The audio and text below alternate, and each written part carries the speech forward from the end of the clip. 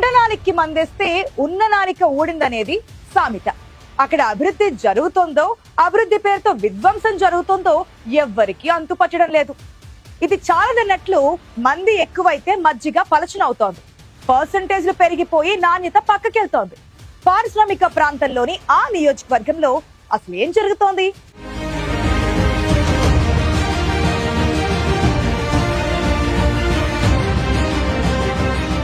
ప్రజాధనాన్ని పారదర్శకంగా, ప్రజాపయోగంగా సద్వినియోగం చేయడం పాలకుల ప్రధాన బాధ్యత.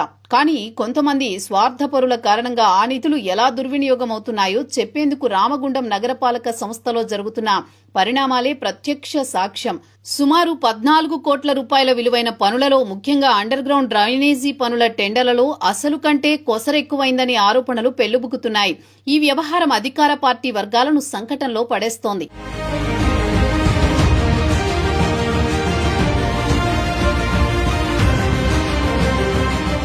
రామగుండం కేవలం ఒక నగరం కాదు, తెలంగాణ రాష్ట్రంలో వేగంగా అభివృద్ధి చెందుతున్న పారిశ్రామిక ప్రాంతం.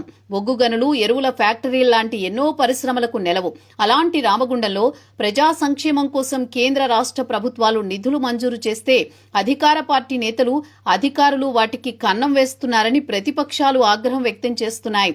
ముఖ్యంగా స్టాంపు డ్యూటీ ఫండ్స్ కింద మంజూరైన దాదాపు 14 కోట్ల రూపాయల పనులలో అవకతవకలు జరిగాయని ఆరోపిస్తున్నారు. ప్రధానంగా అండర్ గ్రౌండ్ డ్రైనేజీ పనులకు సంబంధించి 7 ప్యాకేజీల టెండర్లలో అక్రమాలు జరిగినట్లు ఆరోపణలొస్తున్నాయి.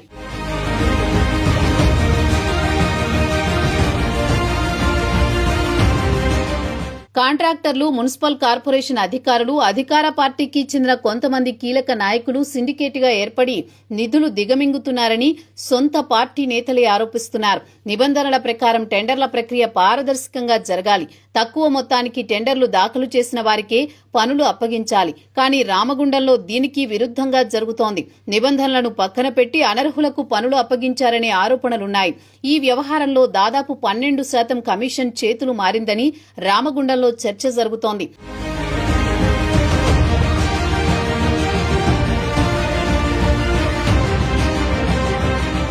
14 కోట్ల పనుల్లో సుమారు 1.5 కోట్ల పైగా కమిషన్ రూపంలో చేతులు మారిందని గుసగుసలు వినిపిస్తున్నాయి. ఆర్సీసీ పైపులకు బదులుగా మట్టి పైపులను ఉపయోగించి కాంట్రాక్టర్లకు లాభం చేకూర్చేలా టెండర్లను మార్చారని ఆరోపణలున్నాయి. దీనివల్ల ప్రభుత్వానికి నష్టం జరగడమే కాకుండా పనుల నాణ్యత కూడా దారుణంగా పడిపోతోందని ప్రజలు ఆందోళన వ్యక్తం చేస్తున్నారు. ఎమ్మెల్యే చుట్టూ ఉండే కొందరు నాయకుల ప్రమేయం కూడా ఉందని ప్రచారం జరుగుతోంది. ఎమ్మెల్యే నియోజకవర్గంలో ఎక్కువగా లేకపోవడం కొందరికి వరంగా మారిందని, అందుకే అక్రమాలు అడ్డు అదుపు లేకుండా సాగుతున్నాయని విమర్శకులు అంటున్నారు. అధికార పార్టీలో కూడా ఆధిపత్యం కోసం వర్గపోరు నడుస్తోంది.